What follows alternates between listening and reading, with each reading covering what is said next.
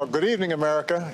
Obviously, there was a personal element to see my former vice president become the 46th president, to see Kamala Harris as our first woman vice president. But more broadly, I think inaugurations signal a tradition of a peaceful transfer of power that is over 2 centuries old.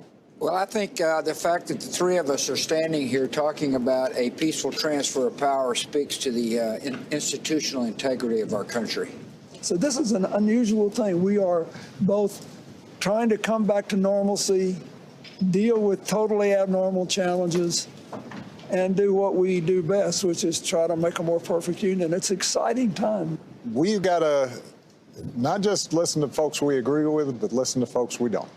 And one of my fondest memories of the inauguration was the grace and generosity that President Bush showed me and Laura Bush showed Michelle. And it was a reminder that we can have fierce disagreements and yet recognize each other's common humanity, and that as Americans, we have more in common than what separates us.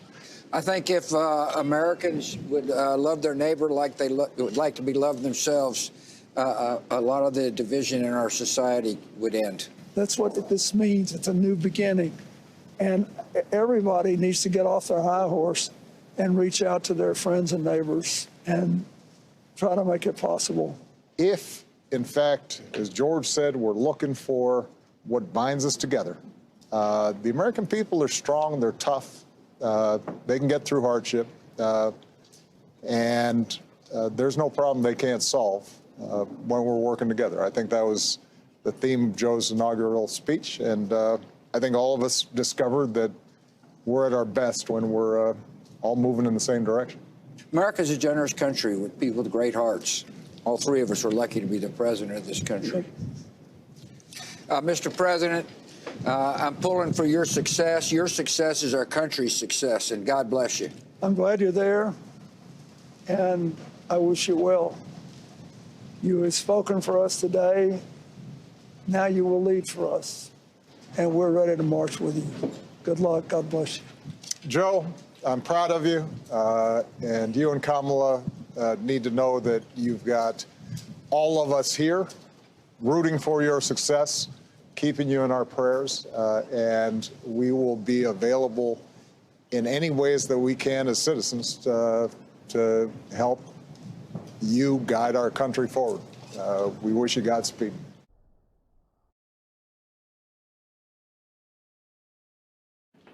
Hello, all the participants in tonight's event.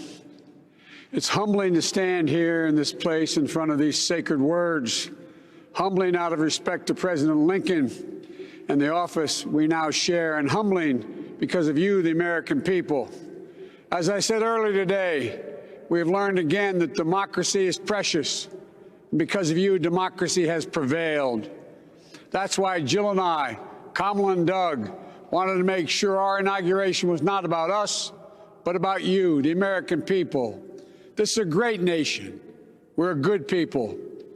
And to overcome the challenges in front of us requires the most elusive of all things in a democracy, unity. It requires us to come together in common love that defines us as Americans, opportunity, liberty, dignity, and respect, and to unite against common foes, hate, violence, disease, and hopelessness. America's story depends not on any one of us, not on some of us, but on all of us, on we the people. That's the task before us, the only way we'll get through the darkness around us. There are moments in our history when more is asked of us as Americans. We saw that in the Civil War. We saw that with Dr. King dreaming from these steps across the mall. We are in one of those moments now.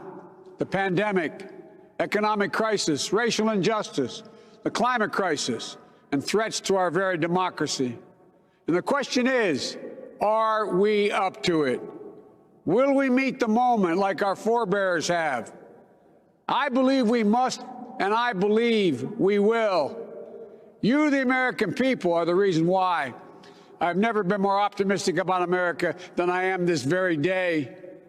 There isn't anything we can't do if we do it together. And that's what you'll see tonight. Stories of ordinary Americans who do extraordinary things. That's how we'll celebrate America and respect and represent America in our time in office. America built of decency. It's built of decency and dignity, of love and healing, of greatness and goodness, of possibilities. This is a story that guides us, inspires us, and unites us today and always. So thank you for this honor. I will give my all to you. May God bless America, and may God protect our troops.